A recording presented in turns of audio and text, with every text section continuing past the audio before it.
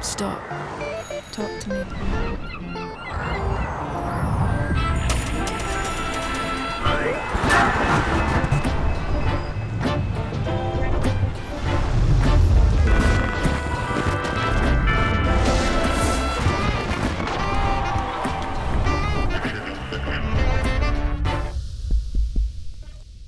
Hey, Crystal. Hi, Grant. How are you? I am good. A little nervous, though. We're flipping the script today. Flipping the script. Yes. Yeah, I think in this moment in time, there's been so many questions of our foundation, and you're always incredibly thoughtful. So I think it's the right time to sit down with you, hear your thoughts on the foundation, on this work. And, you kind of have a track record in this work. So I would love to hear your thoughts and lessons and how we cope in this moment. Great. Well, I appreciate both the compliment and the opportunity. I'll own the opportunity. There we go. In that, I do think we're hearing from a lot of folks who want to know how we're thinking about this moment, and it's complicated. Agreed. Let's start with the personal, though, before we go too deep on all the theories and politics of the moment in our C3 way. You've done this before. You've been a CEO before. You've been a comms director before, all the jobs. So you've probably led people through a moment like this before. And I'm just curious, will you tell us a bit about that and what you learned or what you carry with you?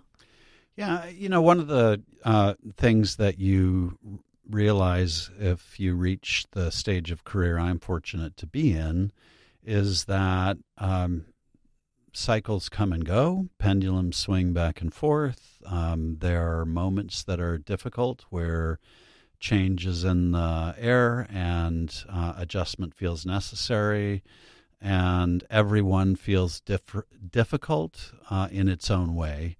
That said, this feels a little unprecedented at the moment, and it would be silly to pretend otherwise. And it is its own unique set of circumstances. What I've learned is it's important to talk about it. It's important to communicate what you're thinking about it. I think it's important to not pretend that nothing is going on.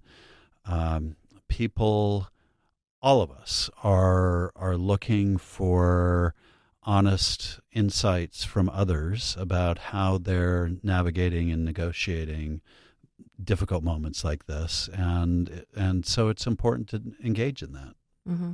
And let me ask you specifically, Grant, because I think you did a great job with the Prebys staff as things are shifting, right? It's one thing to say the pendulum swings, and I try to comfort myself, the pendulum is swinging. But day to day, are you feeling the depression, the anxiety, anger, happiness? What are you feeling in these moments? Yeah, no, I'm looking at what's happening in terms of the national scene, and everybody has their own list, but cuts to medical research, cuts to healthcare, cuts to Medicaid and Medi-Cal. The implications that has for poor people, restrictions on speech around climate and health and race and equity. These are big, powerful shifts that come also with more than a whiff of intimidation and you see that actually in the national research. We see that. I think something like 70+% of nonprofit leaders in a recent survey described feeling dispirited and defeated. Everybody who's human engaged in this work, I think, feels that way. I certainly feel that way sometimes. But I think what I'm also mindful of is that it's really critical not to succumb to that. Okay. And we know a lot of our listeners or watchers are nonprofits, other fellow CEOs, things like that. So let's switch to the Prebys view of things. Yeah. What are you seeing as the CEO of Prebys Foundation in this moment?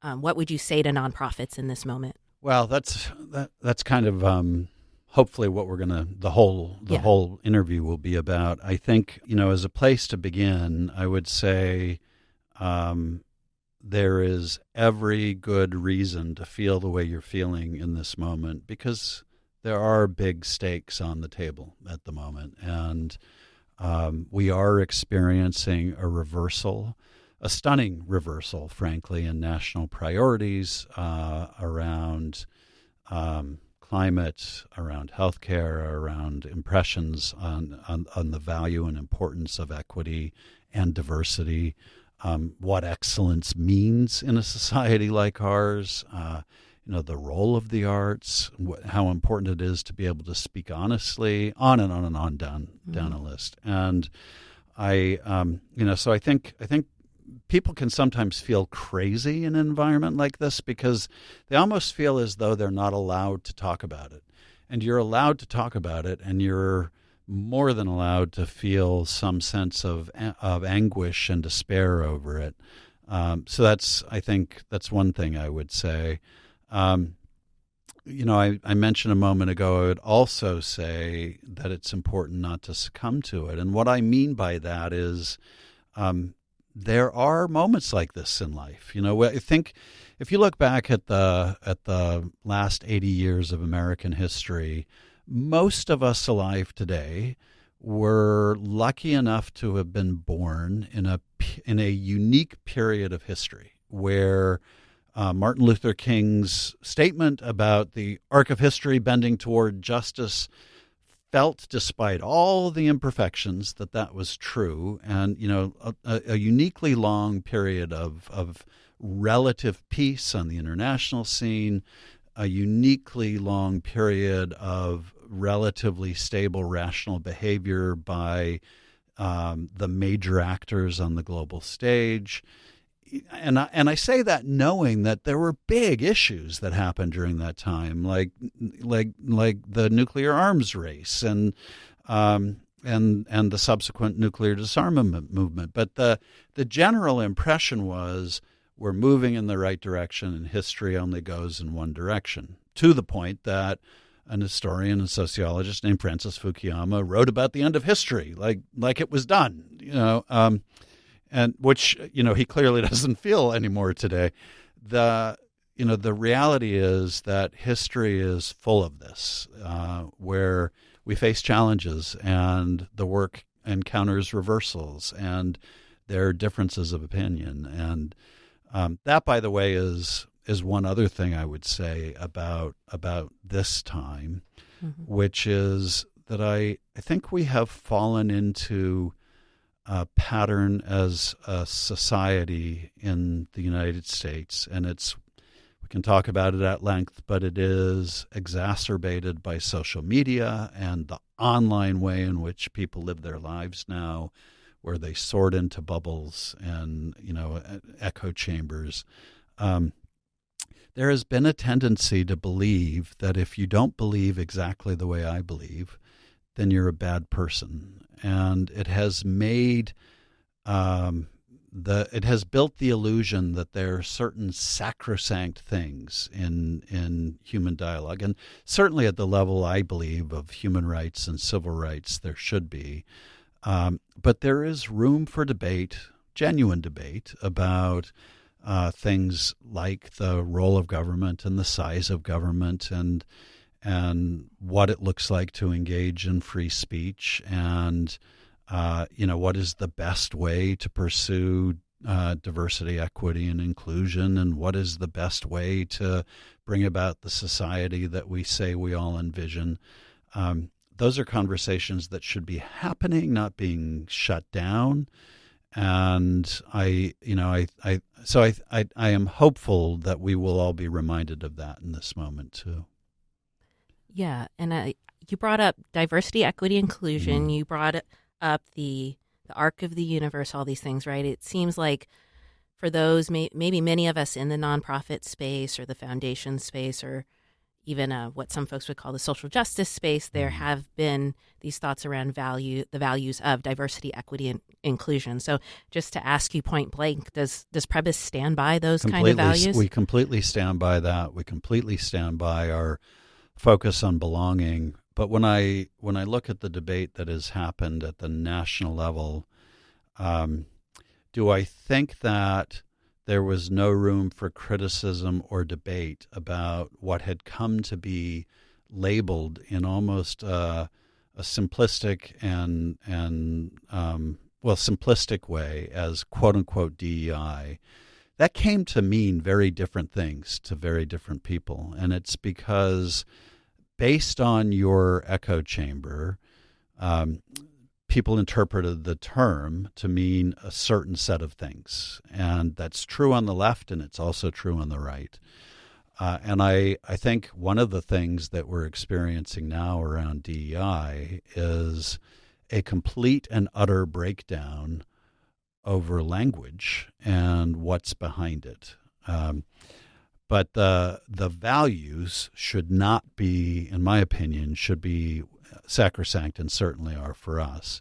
We have been, over the course of the past 3 years, and you know this because in so many ways you've been the architect of it, we have been very conscious of using real language to say what we mean. And rather than use the label and just assume that people know what that means, we say diversity, equity, and inclusion. We talk about the value of a diverse society. We talk about what equity means to us in terms of making sure that everybody gets a shot and that this is a place of purpose, opportunity, and belonging for everybody in our community. We talk about what inclusion looks like. The reason, we did a year-long dive into what belonging looks like in a community. And the reason we did that was because we really wanted to convey to people that there is honestly no well-intentioned human being alive who doesn't understand the need of other human beings to belong. And who can't also understand that if you really view the world through a belonging framework, you recognize that there are moments when you have to deal with, in a positive way, with the ways in which people are different. And medicine is a perfect example for us, or medical research is another perfect example. You cannot understand disease today without understanding the different ways in which race and socioeconomics and gender and ethnicity come into play when we're dealing with certain types of diseases and certain types of research, or the role that diverse researchers can play in advancing understanding of how to respond to those challenges. And I think what we have really tried to convey in our work is that we want a community of belonging for everybody. That means we deal honestly with the challenges that exist. We figure out how to make sure that everybody is at the table and included. We fight back against the idea that somehow any of this means that you're favoring mediocrity. Quite the opposite. Actually, in our experience, when we fund this work in the sciences, we get better science, and we get it for everybody. We get better scientists overall, and we get it for everybody. We get better health care, and we get it for everybody. There's an illusion that has taken root, I think, in recent months that, again, because of what people bring individually to these letters, that somehow DEI is a trade-off with excellence. But when you look at belonging and you look at the genuine role of diversity, equity, and inclusion in addressing social ills like medical challenges,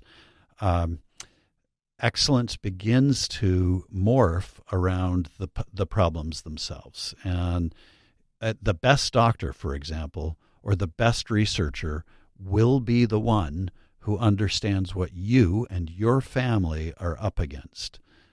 They will not be the one necessarily who is measured by some objective test on what a perfect doctor is. Or a perfect scientist is, because that depends on what they're studying and which aspect of humanity they're trying to understand. So when you look at all of these problems through the broader lens of the human family and belonging in it, you very quickly begin to appreciate the role of diversity, equity, and inclusion. And we do, and we stand by it. But we stand by the very encompassing view that we have of it. You kind of painted the bigger picture for us of what this moment may feel like. And the word that comes to my mind or phrase is seismic shifts, right? Mm-hmm. So as the leader of a foundation that funds uniquely San Diego nonprofits, what are your concerns in this moment as the head of Prebys Foundation? Oh my God, I have so many.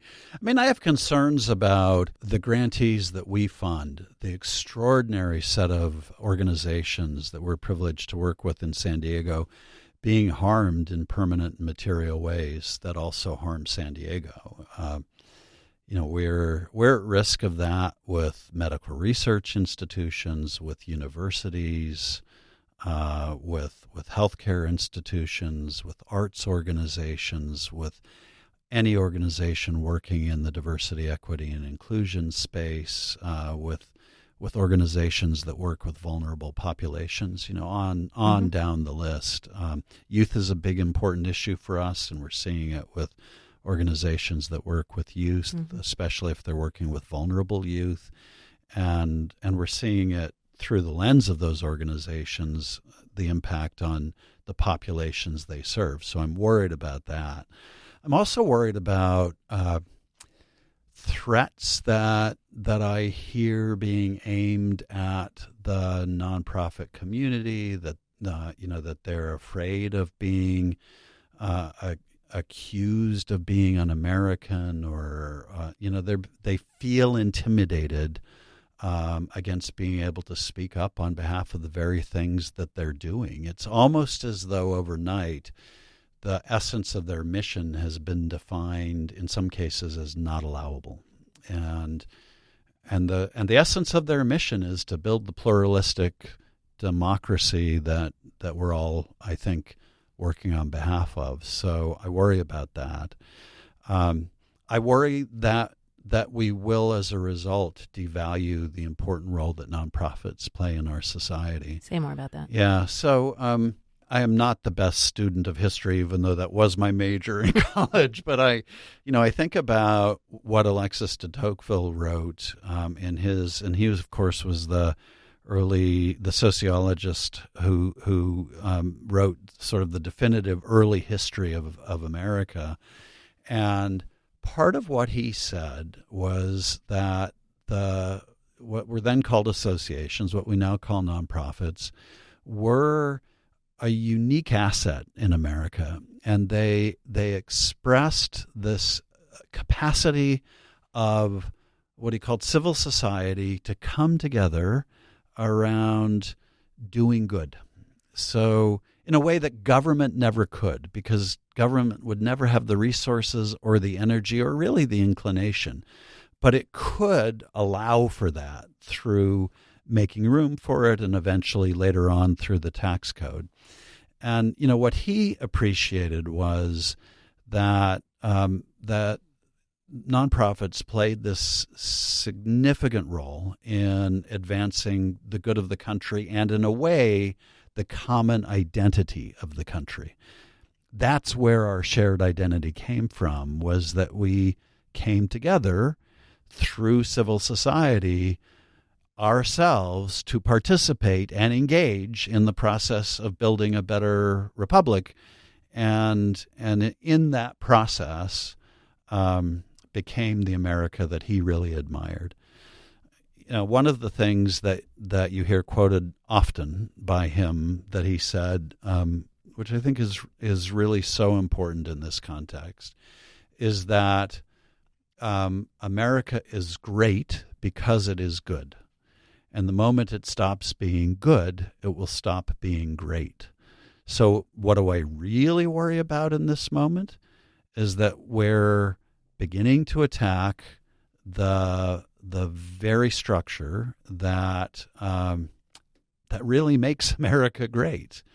And we feel it in our community. Every community has a version of this.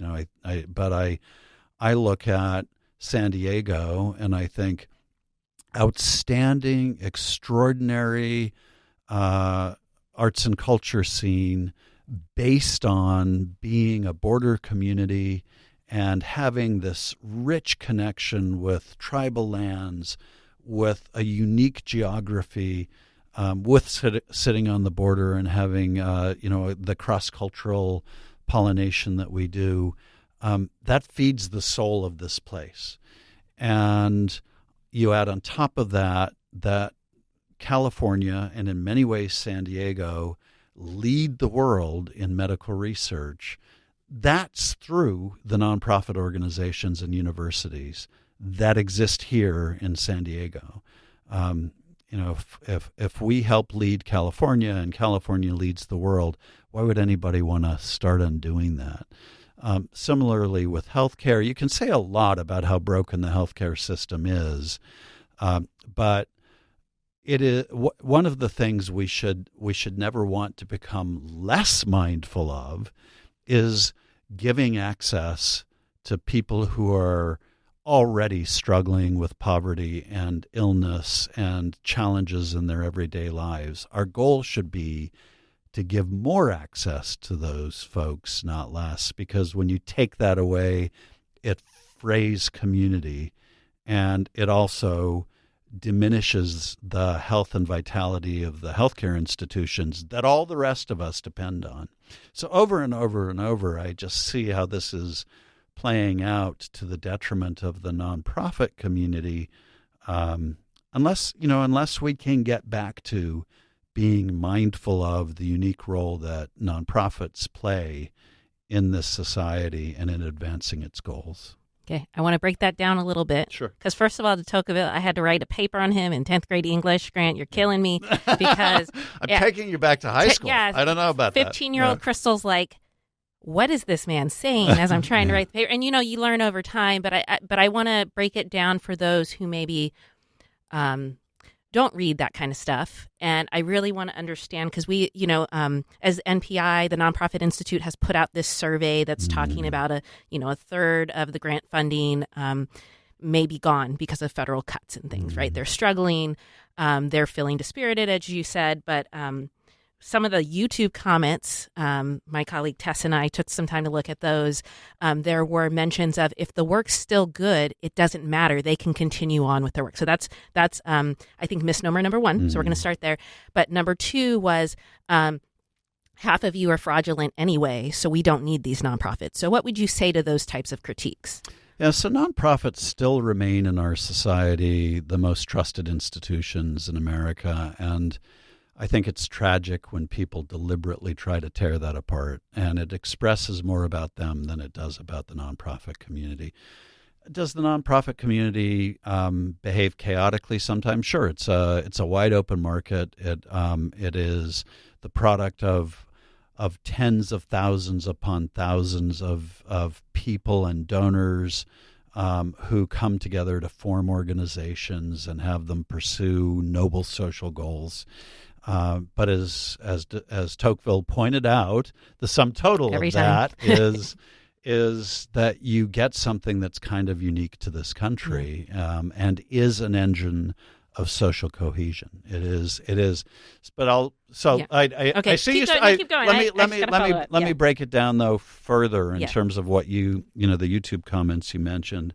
You and I were talking about this, and I've got a blog coming out about this shortly. Martin Luther King Jr. appropriately said that a budget is a moral document, and every time we go through the exercise as a country of slashing and burning whole areas of our budget, we need to be mindful of what that expresses in terms of who is important in our society, what we think is important in our society, and how we stand with or against each other. And so part of what I would say is, is there room for cutting budgets? Of course, that has to happen periodically. Is there room for revisiting the size and role of government? Absolutely. Should we, in doing so, be very mindful of the impact that has on the citizens of the country and of the organizations that serve them in unique ways that government can't. Yes. And anybody who thinks that they don't matter or that they're all corrupt is basically indicting every church, every religious institution, every school, every charter school that exists in the private realm, every food bank, every organization that provides young people or older people with shelter or access to health care. They're indicting every institution of higher learning. They're indicting every institution that does the research that keeps them healthy. Basically, it's a blanket indictment of the caring sector of American society, and it's simply wrong, profoundly wrong, to characterize that in a negative way. Does it get it right all the time? No. But it gets it right more of the time than I would argue any other sector of American society does. Yeah, and that seems to align with the recent surveys that basically still say nonprofit organizations are more trusted than government, than pretty much any other organization that exists right now. Is that pretty accurate? That is true. I mean, the scary thing about this is we are living in an era when it is easy over time, if you really do it over time, to tear down trust for any institution. And we've seen it in a concerted approach to tearing down faith in journalism as an institution. We've seen it in tearing down faith in institutions of higher education as institutions. We've seen it definitely in tearing down faith in government as an institution.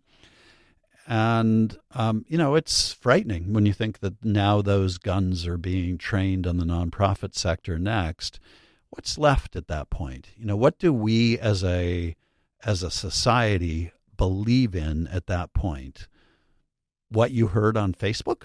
What you heard on the video you saw on TikTok because some guy said so? And it's the people you happen to identify with. That's tragic, and there's ultimately no good that can come from that. Should we all want to learn from new and different sources of information? Sure. But really, if you look at a lot of this tearing down that has happened, well, I'll take government as an example. This almost gleeful disassembly of government that we're seeing in some people celebrate. First of all, targets and vilifies government workers who, for the most part, are good people in all of our communities who go to work each day in public service because they partly are doing a good job and because they think they're advancing the interests of their community and their fellow Americans. And that is the motivation and the nature of the work for the vast majority of government workers. They do not deserve to be vilified as though they're doing something wrong. And that's the language that gets used. Similarly, with government at a larger level, again, I don't side with those who think that there should be no debate about the size of government or the role of government. I think that is baked into our model. It should happen. Periodically, there will be resets, and God forbid there should be an orthodoxy about the one right way to do it, because that's not what we are as a country. But that's true in both directions. And when I look at the role of government in our society, the criticism starts with one small agency, and then it quickly morphs into a criticism of entire government programs upon which tens of millions of Americans rely, such as Social Security and Medicare. And, anybody who thinks that you can stop unraveling this ball of yarn just by hating on one part and not disassembling the rest, hasn't been paying attention. And I think that my counter to those arguments is pay attention. Unless you don't care about any of the fabric that ties this country together, and you want to return to some mythical Ayn Randian universe where great heroes defined everything good that the country did and the rest of us just depended on that and their largesse, basically the rule of billionaires, we're supposed to be more than that, and we are more than that. So I simply don't accept the criticism. Okay. We've been watching these federal cuts. We've been hearing from nonprofit leaders, but we haven't completely weighed in yet, Grant. So will you talk about what is our perspective as Prebys Foundation on these cuts and what type of actions we might take? It's interesting. We happened to have a webinar with nearly 500 grantees the day after the federal freeze was first announced, and what I said in the context of answering our grantees' questions then was that it wasn't clear what the right response was or what a foundation could do in this environment. But that we were very clear on our values and that we were going to adhere to our values and that we remained committed, for example, to promoting purpose, opportunity, and belonging, and to the work that we've been engaged in making this a dynamic, equitable, and inclusive community for all San Diegans. I think the foundation community more broadly has struggled with how to respond, because beyond that sort of statement, it's not clear what to do in a moment of such seismic change. And I think, for our part, what we know is that the nonprofit community in San Diego does need voices like ours to stand with them and stand by them and make it clear that their work matters and that they are valuable and that they are playing a unique role in this community and that they are worth defending and fighting for. So we do that. We're going to do that. I think there are very practical questions that come into play, like what different funding decisions do you make as a foundation? And I'm gonna give a couple of answers to this. One is it is really important to be clear that philanthropy in all of America, with all its resources, can't begin to make a dent in stepping in to fill the gap that government would leave as it pulls away from these social obligations. So we're not going to pretend that we can. We're not going to pretend that we have money that we don't have. So instead, what we can do and should do is get very granular in terms of what nonprofits tell us that they need and have in common. What does that look like? It looks like having access to advocacy that stands up for them, having access to legal aid so that they can protect their legal rights, being able to get technical assistance for how to deal with very practical problems that arise in an environment where there's retrenchment and significant budget pullbacks, working with them on new collaborative opportunities, and trying to bring together new coalitions that help build the case for their work in the future. So we're looking at all of those things, and at the same time, I guess the other part of my answer to this is we all have to keep our eye on the long view, and the work of a foundation is in part to respond to a crisis like this. It's also to stay committed to the work we're doing over the long haul. So we were working yesterday on addressing pollution in the Tijuana River Valley. We're going to continue working on that. We were working yesterday on helping San Diego embrace a bold new vision of its own future through projects like reinventing the downtown and the Civic Center. We're going to stay concentrated on that. We were talking yesterday about using the entirety of our corpus to advance the impact and the mission. And we launched a VC fund to do that, and we're looking at other opportunities. We're going to continue to do that. It is important because so much of what's happening right now is happening right now that we stay the course on the long-term objectives that will ultimately lift San Diego up, lift community up, and help us be a better place. And I think that's helpful to know the long-term vision, whether it's civic revitalization or Tijuana River Valley. I think that makes a ton of sense. I guess where I'm curious is knowing in this moment that some folks will lose 10, 20%, 30% of some of their federal funding, or they've had to change words. Yeah. We know some folks have had to scrub their websites because there are words and terminology that this federal administration does not welcome.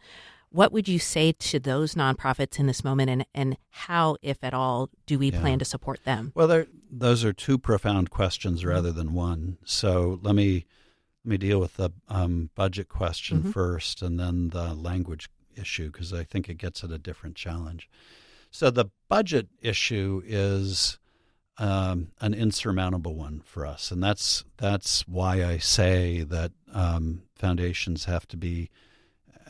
We cannot and do not want to send the signal that we can replace what is being lost. You know, I think in one day after the freeze happened, and you and I talked about this that day, we had people come through our office who just in a few short meetings had lost more than $50+ million or were at great risk of losing that money. That's the entire grant making of the foundation for an entire year. And that was a tiny handful of organizations. So what we have to do there, I think, is help them adapt, help them state their case to get those resources back, help them defend themselves against spurious challenges and accusations that are wrong, and help them stand up for the people that they're fighting for. So all of those things we can figure out how to do, but not in the sense of just filling the hole that has been created in the bucket. The language issue is a profound moral one, but it's also a profound practical one. So many organizations are, let's call it what it is. They are being coerced into abandoning language that they use to describe their work or aspects of their work. So this gets sort of glossed over in the media as DEI, but that may mean the word diversity gets expunged. It may mean that the word black gets expunged. It may mean this ridiculous example that arose the other day of a photo of the Enola Gay being removed by the Defense Department because it had the word gay in it, when it's the bomber that dropped the first bomb in Hiroshima. I mean, it's crazy to imagine that sort of coercion being applied to effectively censorship. So the question is, what do we say to organizations that are being forced to deal with this? And here I want to sound a note of caution for foundations. It is really easy for us to sit on our high horse and say, oh, nobody should compromise with making these changes. When you're an institution whose 80% of your budget comes from federal funding in the medical research space, for example, or when your entire reason for being a top-tier research university depends on federal resources from NIH, you're going to have to think through the implications of any choice in complex moral terms. So that means thinking through the implications on the people who work for you, thinking through the implications for the research you're doing, thinking through what it means for the families that depend on your institution, thinking through what it means. It is not as though these are easy issues for organizations to deal with. And what we're trying to do in our conversations with grantees is to surface the issues in a way that just makes them transparent in discussion without necessarily judging the ways in which they have to respond.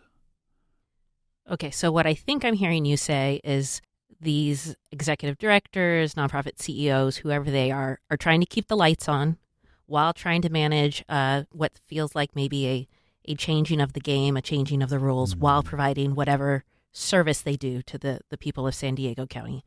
How is Prebys supporting those leaders in those kind of fine line balance and decisions? Are there things you see that we can do to really help them? The first thing we can do is sit with them and acknowledge the complexity of it. The second thing we can do is not cast aspersions or easy judgments at them, even if we don't agree with what they're doing. And by the way, I have talked to people who are on the front lines of many social justice issues, but who also run programs that they will not be able to run if they lose the funding for them. And so understanding that complexity is important, and continuing to have the discussion about how we cannot, in changing language, erase people. I think this is the thing that comes up for me and that I've seen us turn on a dime into, where, terminology is getting erased, and there's been good reporting on that in some places. But what's behind the terminology is people. And so, eliminating the word gay, what it means is that gay people are disappearing and their issues are disappearing. Getting rid of the word trans, suddenly trans people and trans kids are disappearing. And then the step beyond disappearing is that they get vilified and targeted. And I think everybody working in this sector, no matter what they have at stake, needs to understand how the steps they take to keep the lights on don't ultimately lead to that perverse result. Wow, thank you. I think that's a very important note to bring out, that the decisions we make don't contribute to the erasure of people. Like, I know that the national park took the T off of the LGBTQ, and it's funny, you can erase that. We're all still here, whether we're trans, gay, whether we're immigrants, whatever. We're all still here, right? And so I think what you're saying, you're acknowledging that we're seeing folks, and I think that's incredibly powerful. We're seeing the erasure of LGBTQ, migrants, funding of things like cancer research. What would you say are some of the stories that you've heard thus far that have really stuck with you, whether they're from, when you go to lunch with folks or just something you've read? Great question, and I want to be careful because I've not names. received permission from anybody to talk about their stories, but I've heard such a range of examples. I've heard of people, of organizations, because they ran an immigration or refugee program, being investigated or potentially investigated by the government for un-American activities, which harkens back to the worst days of McCarthyism. Big organization, great organization, does really fantastic work for the broader community, comes at it from a religious perspective, and in no way deserves that sort of attack or scrutiny. I've heard about researchers who were blessed to come into the medical research and sciences profession through programs that reached out to them across language and cultural barriers, being told that those programs are suddenly going away, because they're not allowed anymore, even though those people are doing work that is increasing cure rates in significant cancers for children. When you play these implications out, it can be mind-numbingly crazy-making if those two things can go together. I've heard of organizations who's known primarily for speaking up for vulnerable populations and diverse populations in our community, but who also run housing and food and shelter programs and mental wellness programs, all of which are on the chopping block all of a sudden, and that isn't about programs. That's about people. All of these things are about people. We are saying, the risk is that we're making people unacceptable. Not that we're changing practices. It's that we're making people unacceptable.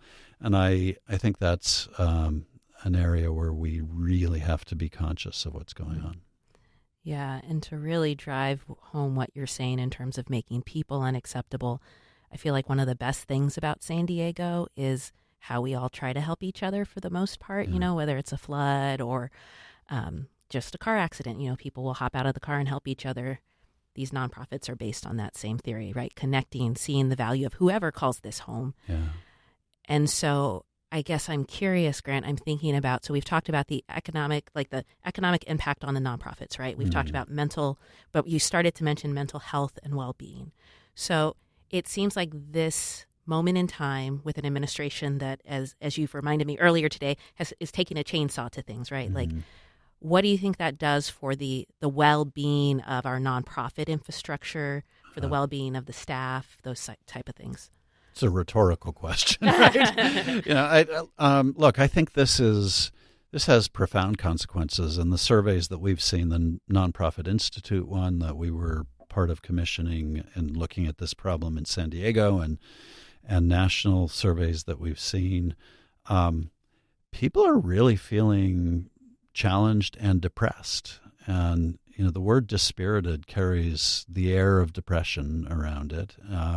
People lose hope when they feel dispirited. And I think we're seeing that. I also see a lot of hope, by the way, and I want to be very careful about not overstating this. I see a lot of resolute thinking. I see a lot of determination, fierceness, willingness to stay engaged, and I see all of that. But we are definitely seeing in this moment people feeling under attack, under duress, not sure what to do, not sure what the future is going to be for the work that they do or the people that they work with. And that's scary, unsettling, and depressing. So that's playing out, as you would expect. I think that this is another area that, again, where what we can do is be mindful of that, be supportive of what leaders need. But in some ways, this is a healthy, normal reaction to an unusual set of circumstances. Okay. And I have a feeling part of the curiosity from the nonprofits that we work with, beyond the curiosities of the moment, are, what is Prebys doing? I know we can't get ahead. We're going to engage with our board to better understand how to respond in this moment, some of our plans. But what are our next steps, and what should nonprofits be looking out to hear from us? So again, I touched on this earlier, Crystal, but I want to be very careful about this question, because this question implies that there is a foundation answer to solve everything, and there isn't. I think part of moral leadership in challenging moments is that you have to exercise it when you have power, and you have to exercise it when you don't. And you have to be clear that neither of those is a fixed state, and you have to understand that sometimes you're in the one and sometimes you're in the other. People like to think of foundations as immensely powerful organizations. they're tiny in so many respects, not compared to some of the organizations we fund, but in terms of the broad scope of American society. And I say all of that because I don't want to overpromise, and I don't want to imply that, oh, we've got a brilliant answer.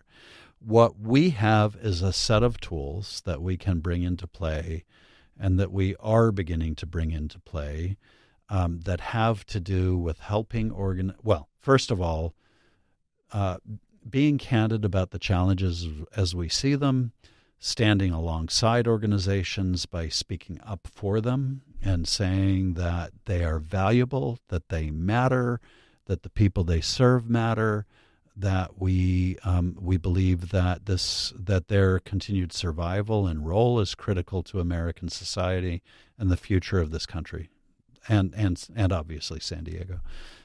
So we can do that. We can lean in with technical assistance and resources to help organizations navigate sudden shocks to their budgets that they're really not equipped to survive otherwise, or not clear on how they will survive, and to look at perhaps new models or different ways of responding to challenges. So we can do that. We can, as I mentioned before, look at new alliances and collaborations. We can look at vehicles for advocacy, because this is a long-term fight, and in the long term, we want our nonprofit community to prosper. So the question is how we help them get through this period, and then how we build that longer-term, healthier future. So we're trying to think about the resources and tools we can make available. But it is never going to look like a comprehensive solution, because the foundation community, even with all the philanthropic resources in America, is not in a position to provide that. I would add that we overspend our 5% minimum. That's a tool that I hear foundations talking about. Great. I don't think that small amount of money is actually the solution. There has to be a more strategic response around these tools and this advocacy and this being a fellow traveler around the issues. But I think we can certainly, hopefully all in this field, look at aligning our investments with our mission, and at a minimum doing no harm, and hopefully doing more to advance the cause. But at the end of the day, what is going to matter is how forceful we are in standing up for the things we believe in, and how smart we are in using the resources we do have to help the large nonprofit community navigate this time. Thank you. I think that's really helpful for us to understand. I did want to go back to the 5% piece. So just so folks at home understand, that is like the minimum requirement of tax code, is like foundations need to spend 50% aggregated over 3 years. And there's a whole methodology and history behind this. If you look at the management of an endowment, and you have to pay out a certain amount per year, and you want to keep the amount of that endowment whole over time, you basically have to be able to make 7 or 8% per year every year, and pay out 5% in order to keep managing a resource for all time. So, in our case, that in Prebys's case in San Diego, we want this to be a resource for the long-term future of San Diego. But we did make a decision early on that we would overspend our 5%, because we just thought it was an obligation of a new foundation, and we'll see. We'll see how that plays out. But lots of foundations, I think, are beginning to look at how their money comes into play. But I am not going to judge the ones who stay at 5%, because I actually don't. I think evidencing commitment to the nonprofit sector can be done in a whole variety of ways, and it's more important that they be responding with care to their nonprofit communities than that they do some flash in the pan thing like declaring, that because it's the flavor du jour. Yeah. And let me ask you, because we have had a couple of questions on social media or phone calls about if I'm, a typical community member and I want to support these nonprofits, what can I do? What would you say to those inquirers? I wish we had a central clearinghouse in San Diego for that, but what I would say is call those nonprofits and call the ones you care about and ask them how you can help. Obviously, donations help. That's important. And voting with your personal wallet is a key way of doing this. Scary to do, I know, when the stock market is as volatile as it is, and the business and commercial sector feel as volatile as they do. But it's important that people support these organizations in material ways. I also think volunteering can, if you call these organizations and volunteer to your time or your talent, some knowledge or wisdom that you have, that can be helpful to organizations.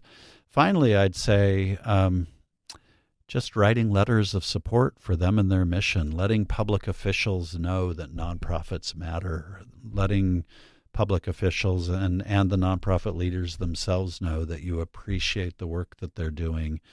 Social media is by nature designed to deliver the bad news. It is designed to deliver the negativity.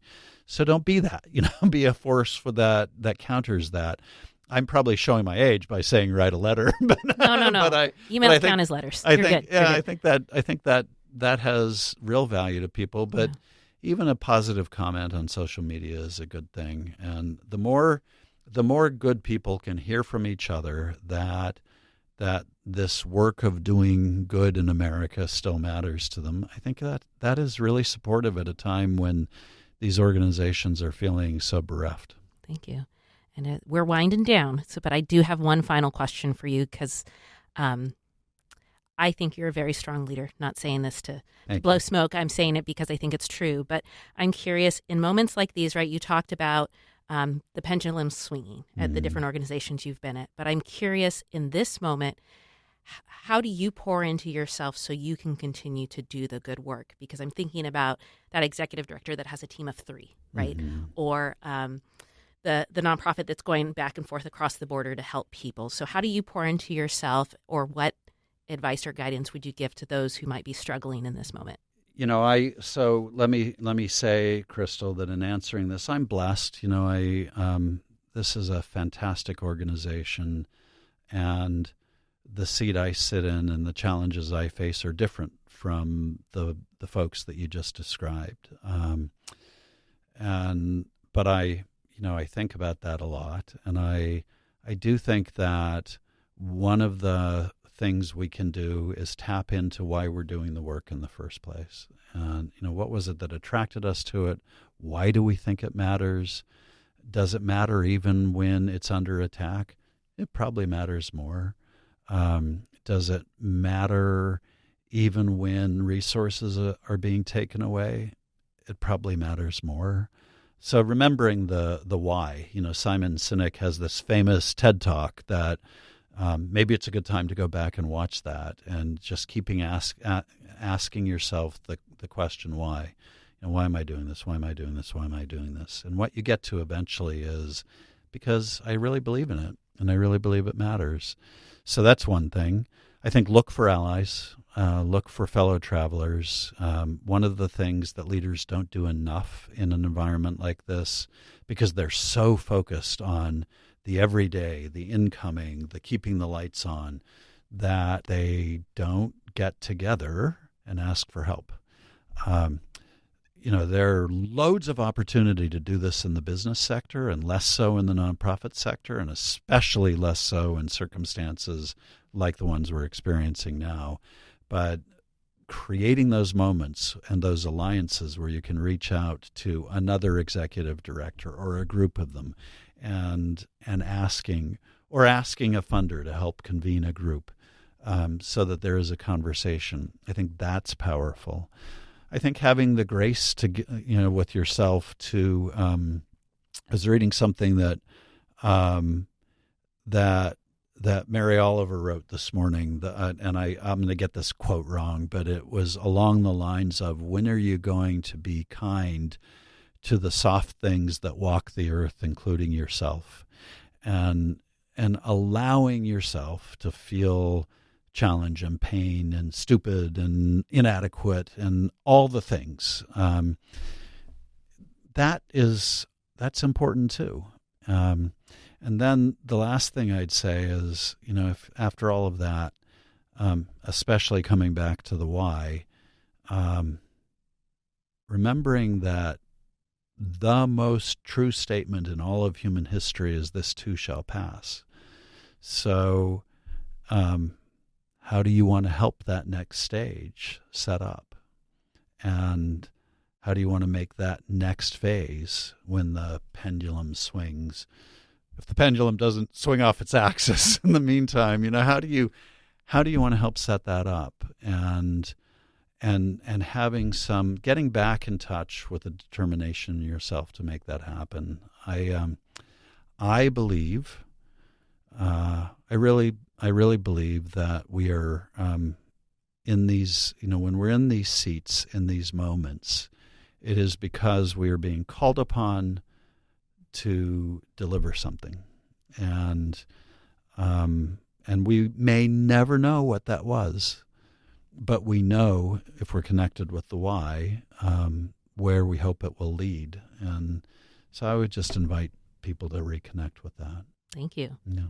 I just want to thank you for being open with us today, for being willing to flip the script and share your insights. You're a tough interview. Sorry. Well, thank you for doing this, and I will end my portion of this by saying, I wish there was a magical answer, and I wish there were, but I do think the magical answer is all of us doing this work. I think the people who are watching this or listening to this, I still can't get over the fact that people watch podcasts, but that the answer lies with us, and it is so important that we be clear on what's going on, that we be clear on responding in a humane and principled way, and that we support each other in the work. We'll get there. Thank you again, Grant. We've heard you talk about Prebys's role, uplift the nonprofits, and just on behalf of Stop and Talk, we encourage nonprofits to reach out if they need support in the form of community. Stay strong in this moment, because as Grant just reminded us, this too shall pass. Thank you for listening in today or watching today, and have a great one. Thank you, Crystal. Thank you, Grant. Stop. Talk to me.